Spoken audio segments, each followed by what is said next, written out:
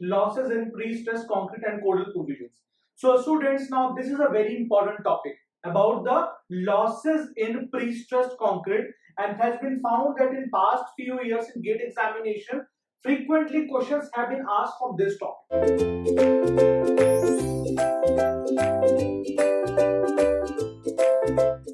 Clear? So let us understand this topic. So I have already told you that whenever from the transverse stage to the service stage we are going in your pre-stressed concrete, what is happening? Losses are happening, which are denoted by neta, right? Which are denoted by neta, losses. Clear? Now what are the types of losses? So before studying the types of losses, there are two types of losses. First one is the immediate loss and second one is the time dependent loss. Immediate means that just after the compression by the tendon is taking place, compression of a tendon is taking place, just after that the losses are known as the immediate losses. And we have time dependent losses. After 1 year, 2 year, 3 year and 4 year also we have some losses, right? So those are known as the time dependent losses. The lesser the losses, the higher the efficiency of a pre-stress structure. Clear? Now let us understand the losses. First one is elastic shortening losses, right? I will be explaining what is elastic shortening is. Second one is friction losses in immediate, right? Third one is your encouraged slip. Clear? Now as far as the time dependent is concerned, we have creep losses, we have shrinkage losses, and we have relaxation in steel losses. So now let us study what these losses are, starting from the immediate losses, that is the elastic shortening. So first of all, let us discuss about the elastic shortening, right? Now let us discuss about elastic shortening. Now students, let me explain you what elastic shortening is. Now for example, let us say that this was your concrete, this was your concrete structure, this was a tendon, this was a tendon, right? So you have stretched it with a load, let us say P. You have stretched it with the load P. Clear? Now, if you release the bars, right? After 28 days, if you release, or you can cut the bars also, right? What will happen? The tendon will try to come back to its original position, and hence compression of the concrete will take place. Simple. Now, when the compression of the concrete will take place, what will happen is that there will be some shortening of the concrete also. Let us say that initially the length was L, but after some time the length will be less than L, right? So there will be some shortening of concrete will take place. And due to this shortening of concrete, this is also an elastic shortening, some losses will be there. Now the question is, sir, if the concrete is getting shortened, how the losses are actually produced? I am not able to understand. So let me make you understand. Let us say that this is my palm. Okay. Now if I force this palm with a force, let us say P, and if it is not getting, you can say, displaced, then I can apply maximum stress. Clear? But if I apply this load and it also gets shortened, it means that you can also feel that whatever the stress which I am applying, it is not going to the palm. Similarly here also, if it would not have shortened, we could apply more stress. But now it has shortened, then the efficiency has decreased, or you can say no 100% stress can be applied because it has already shortened, right? If it would not have shortened, we would have applied maximum stress. So that is how some losses are there in the elastic shortening. Now what are the losses? Now let us see, right? So the losses are actually given by, right? The losses are actually given by P naught. P naught. That P naught is the, you can say, the losses, or you can say P due to the elastic shortening. Elastic. EL means elastic. Whatever you want to write, right? Concept should be clear.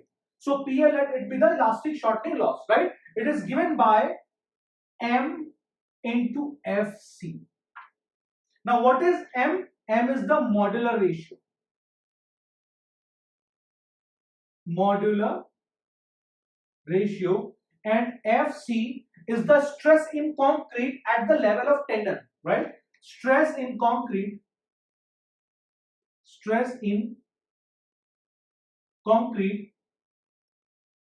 at the level of tendon. Okay. In some books it is also written that stress in tendon at the level of concrete, one and the same thing. Clear? Now How to calculate this FC? Now, if this is the case, FC will be P equal. FC will be equal to P. But suppose in tendons, the tendons can also be placed like this also. The tendons can also be placed like this also. This. The tendons can also be placed like this also. Let us say it is F1. Let's say this is F1. This is also F1. At the level of tendon, let us say the force is F2. At this point, the highest force is F2. Clear? The tendons can also be placed like this. So at this point, if this is the profile of tendon, then your FC will be equal to, if this is the profile of tendon, then FC will be equal to F1 plus F2 divided by 2. Now the question is, sir, why do we place a tendon like this, sometimes parabola also? That I will be explaining you when I will be telling you about the analysis of beams under service and transfer loads. At that time I will be explaining you why the tendons are like triangle and this. We have the load balancing concept and some other concepts also. At that time I will be telling you, right? Now if the shape of this tendon, it is not triangular, it is parabolic. Let us say if the shape of this tendon is like this, the tendon is like this. Here it is F1, let us say here it is parabolic, and here also it is F1, and the highest it is F2. If this is the case, now we are stretching it, right? If this is the case, then FC is determined by a formula. Then FC is given by F1 plus 2 by 3 times of F1 plus F2. Plus 2 by 3 times of F1 plus F2. If this is the case. Okay? If the simple case, then FC is equals to P or F, whatever. Okay? Now, this is how we determine the elastic shortening of concrete. Now, this was the case of pre-tension members. Pre-tension members.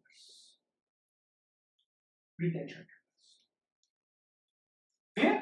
Now, in case of post-tension members, right? Again, I'm repeating. In case of our post-tension members, the elastic shortening will not take place if the bars are stretched simultaneously. Now, let me explain you. Let us say that is a post-tension member. We have groove also, right? It is not necessary we will only have one tendon. We can also have many tendons, right? Let us say we have two tendons. One tendon is this, and let us say one tendon is this, like this, right? We are stretching it, we are also stretching it, we are stretching it, we are also stretching it. Okay? So the code says that if we are stretching bar number 1 and bar number 2 simultaneously, bar number 1 and bar number 2, if we are stretching simultaneously, now in post tension we have anchors. Right, we have anchors also. If you are stretching it simultaneously, then no elastic shortening, you can say loss is there, right? Let me write it. If simultaneously stretched, if bars or tendons, right? If bars are stretched simultaneously, then no losses. But if bars are not stretched simultaneously or they are stretched consecutively, right? For example, first one, this one is stretched and then this one, then losses will take place, right? Then losses will take place. How to calculate that losses? The same form. Clear? So if you stretch this and then this, then loss will be in this. If you stretch first this, then loss will be this. Okay? So I hope that you have understood the losses for elastic shortening and what is the concept of elastic shortening. Okay? Now let's come to the next type of loss, that is the loss due to friction. Right? Now let us come to the loss due to friction. Let me rub this. Now you tell me, what do you think? Whether in pre-tension member or post-tension member, in which member will there be loss, or in both the members will there be loss due to friction? What do you think? What do you think, in which member will there be friction between the concrete and tendon? What do you think? Right? So now let me come to the next thing, next type of loss due to friction. Loss due to friction. Now tell me, what do you think? Whether the pre-tension members will have loss or the post-tension members, and why? A lot of you must be knowing, but let me tell you, the people, the students who don't know that, let us say that this is a pre-tension member. In pre-tension members, the tendon is stretched, the tendon is stretched, the concrete is then cast, and the tendons are released.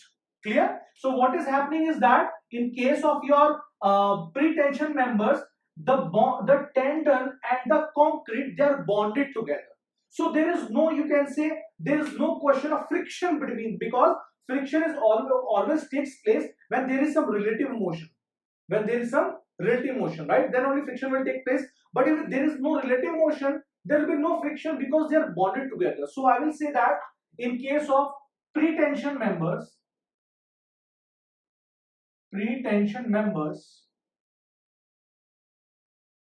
no losses due to friction. No losses due to friction. And students, whatever I am teaching you, these questions have been asked many times. Even from the elastic concrete also, it has been asked in examination, even in ESC examination, that in case of a post-tension member, the losses due to elastic shortening occur when both bars are stretched simultaneously, one bar is stretched, bars are stretched consecutively, and so on, right? So questions have been asked on this topic very frequently in many examinations. And even in GATE examination also, a few theoretical questions have been asked. Whatever I am teaching you right now, it has already been asked in examinations, right? But we will not be solving theoretical questions, because whatever I am teaching you, it also has theoretical questions in it, right? I'll be solving numericals only. Okay. So pre-tension members, no losses due to friction. But in case of our post-tension members, what is happening is that this is a member. Okay. This was a duct. And inside the duct, what we have? We have a tendon. Inside the duct, we have tendon. So we place tendon, right? And then we stretch this tendon with some load, right? We place some anchors here and we release it. Remember, right? So in case of our post-tension member, there will be friction between the tendons and the concrete. And due to this friction, some losses will be there. So what will be the losses? Let this load, by which I am initially stretching the tendon, let us say it is P naught. Let us say it is P naught. So in case of our post tension members, the losses due to friction, let me write it like this: PF, losses due to friction. So losses due to friction, it is equals to P naught minus, we have again P naught minus P naught, e raised to the power minus mu x, e raised to the power minus mu into alpha plus k into x, right? Now what is this mu, what is this alpha, what is this k, and what is this x? Now let me explain it. Now what is P naught? P naught is the initial force applied. Clear? Now what is mu? You must be knowing mu is the coefficient of friction between the tendon and the concrete. So coefficient of friction. Coefficient of friction is mu. Simple. Now what is this alpha? So alpha is actually, for example, you have a pre-stressed structure like this in a triangular shape. Let us say it is P naught. It is P naught. So this angle is theta 1 and this angle is theta 2. So alpha will be equal to theta 1 plus theta 2. Simple. Alpha will be equal to theta 1 plus theta 2. If a parabolic profile is given to you, like this, if a parabolic profile is given to you, then it becomes difficult. A lot of students, they get confused how to determine your alpha, right? So if parabolic profile is given to you, some profile will be given to you of parabola, and if you do dy by dx, you will get the value of tan alpha, right? If you and you know that the profile of a parabola, it is 4 times of E upon L into L minus 2 times of X, right? Something like this, right? Okay. Now I'm not going in that, but whatever we are getting is that we will be getting theta 1 we will be getting as 4e by L if you solve it, and theta 2 will also be getting as 4e by L. So alpha in case of parabola will be equal to theta 1 plus theta 2, that is 8e by L. Clear? Okay. Now this was in case of parabola and this was the case of your normal triangular tendons. Clear? Now what is this K?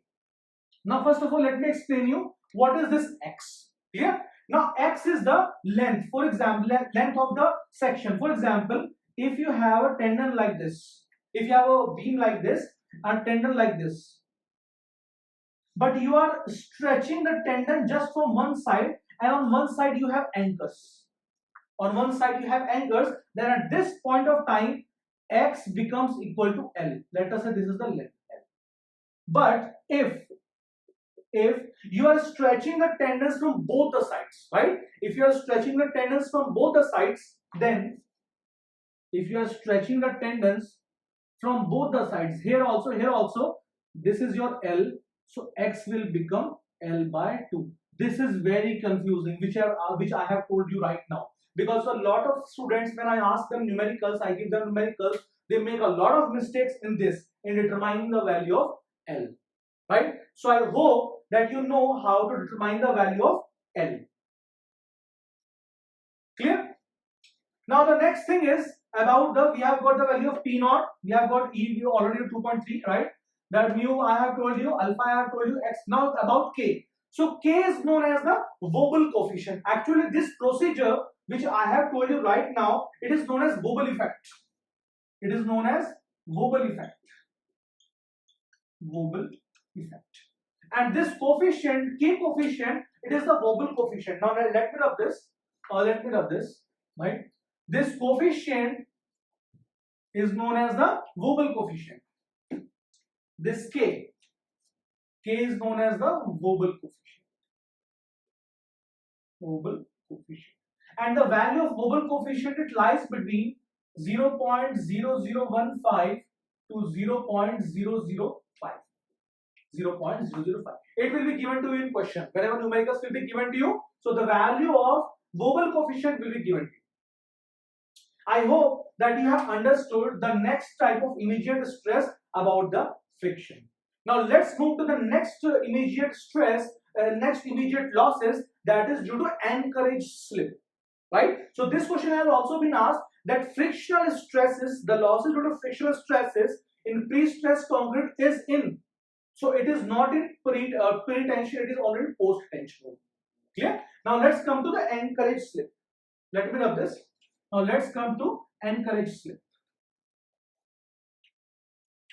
Okay. Now what do you think about anchorage slip? What do you think? Because I told you that the anchors, they are only provided for post-tension members. If you remember that the anchors are provided only for the post-tension members, so it is by common sense that the losses due to anchorage slip will only occur for in case of our post-tension members and not in the pre-tension members, right? Clear? Now let me explain you what is the value of the anchorage slip losses. So now coming to the next, that is the anchorage slip losses. Anchorage slip losses. So in case of pre-tension,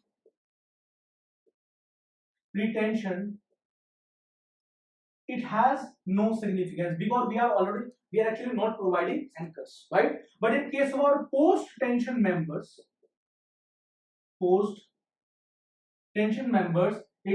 will have significance. Now what is anchorage slip? Now you are providing anchors so that the tendons they do not go inside the ducts. Okay, so sometimes they may slip due to the irregularity of the surface, they may slip, right? And due to that there may be some stresses generated. Okay, some losses will be there. Clear? Now due to the anchorage slip, the losses are given by, so for the anchorage slip, let me write like this.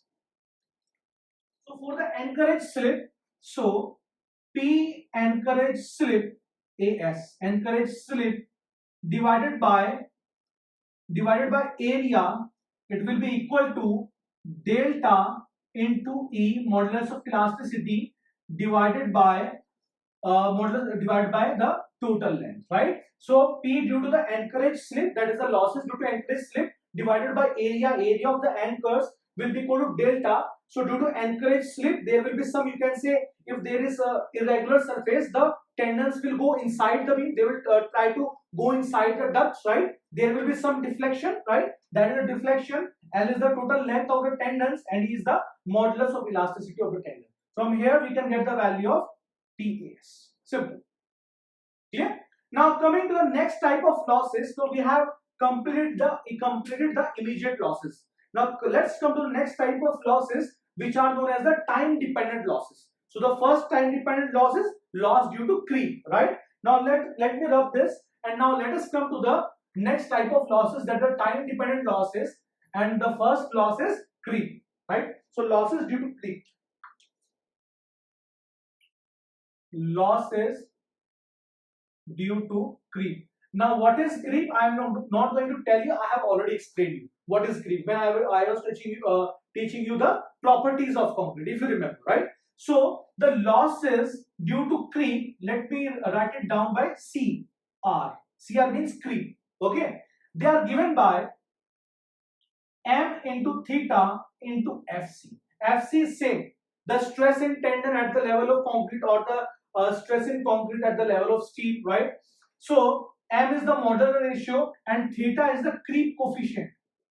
Creep coefficient. If you remember, what is the value of theta? I told you in the properties of concrete. So the value of theta will be equal to 2.2 if it is for 7 days.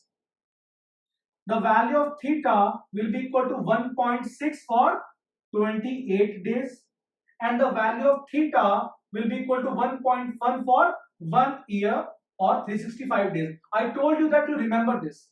Most probably it will be given to you in question, but it is you have to remember it because this is important, right? Sometimes it is also not given to you in examination, the value of theta. Clear? Now the question is, sir, if I want to determine the value of theta for 14 days, what will I do? Then you have to do interpolation. So this graph, for example, you have to do is that take a graph theta and you have to take graph with log t, not t, because the creep graph, the creep coefficient which you are getting, it is by the log curve, right? It is theta to 2.2 here. We have 1.6, let us say here, and let us say 1.1 here, right? For different, this is for 7 days, this is for 28 days, and this is for 365 days. If you want to determine your theta for 48 days, sorry, 14 days, you can do the interpolation with the help of this graph. You will get the answer. Clear? So that is how we determine the losses due to creep. Now next losses are due to shrinkage. What is shrinkage? I have already told you, due to evaporation of, you can say, water molecules, it comes back together, right? It shrinks actually, right? So now let's go to the, I am rubbing it, okay? Now let's go to the losses due to shrinkage. Now losses due to shrinkage.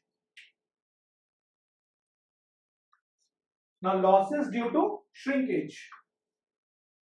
The code says that in case of a losses due to shrinkage, the strain is given by epsilon SH.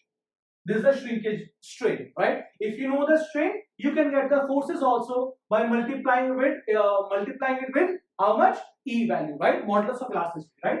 The code says that the shrinkage strain is 3 into 10 raised to the power minus 4 for pre-tension members. For pre-tension members, right?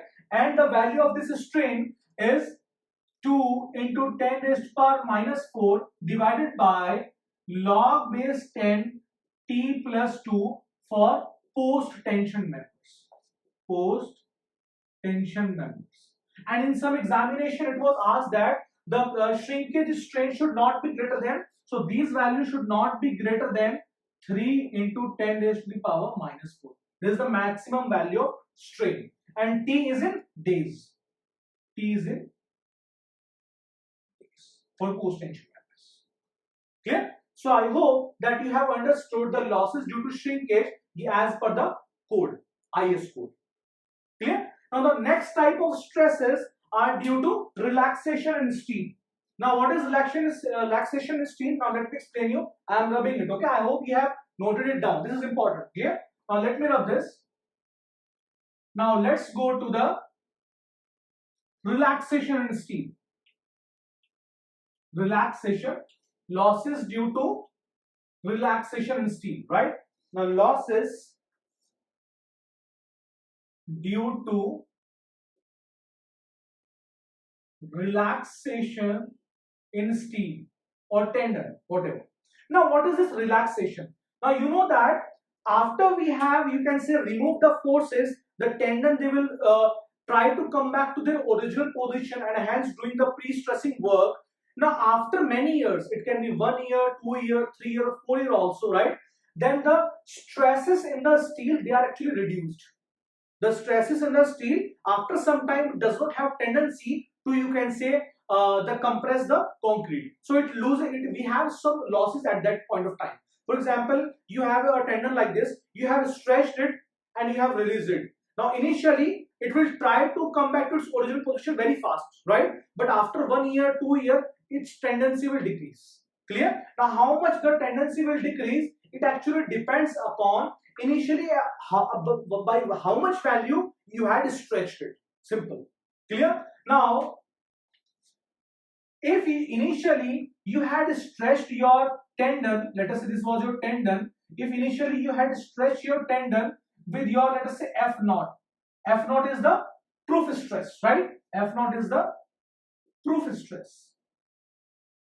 Proof stress. If initially you have stretched your tendons with 0.5 times of proof stress, clear? Then there are no losses due to relaxation. No losses, zero losses. Losses due to relaxation. Relaxation. Initial stress. Initial force. So if you are, you can say, you are stretching it with 0.5 F naught, then no losses, right? But let's say it's FP, proof stress, FP, FP, FP, P for proof, right? Proof stress, FP, proof stress. So initially if you are stretching it with 0.5, it means that 50% of the proof stress, then there will be no losses. If you are stretching it with 60% of proof stresses, then the losses will be 35 megapascals or 35 Newton per mm square due to losses due to relaxation, right? Now if you are stretching it with, you can say, 0.7, if you are stretching it with 0.7 of proof stress initially, the losses would be 70 megapascals, double, almost double, 70 megapascal, right? But if you are stretching it with 0.8 of proof stress, the due to relaxation, the losses would be around 90 megapascals. 90 megapascals. Clear?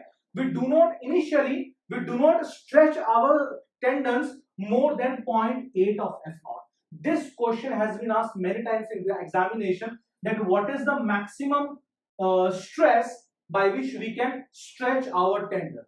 So it is actually 80% of the proof stress, right? That is 80%. 80% of proof stress. Proof stress. And what is proof stress? I told you that there is a stress strain curve. So at a strain of 0.002, you draw a straight line. This is your proof stress. Clear? So I hope that you have understood the losses in pre-stressed concrete as per the codal provision. This is a very important topic which I have taught you just now. Clear? This is very important. So I will be solving some numericals. I will be solving 3 numericals because this is important on this topic to further strengthen our concepts. So let's move to the next lecture, next video, and solve a few numericals on the losses in pre-stressed concrete. Thank you.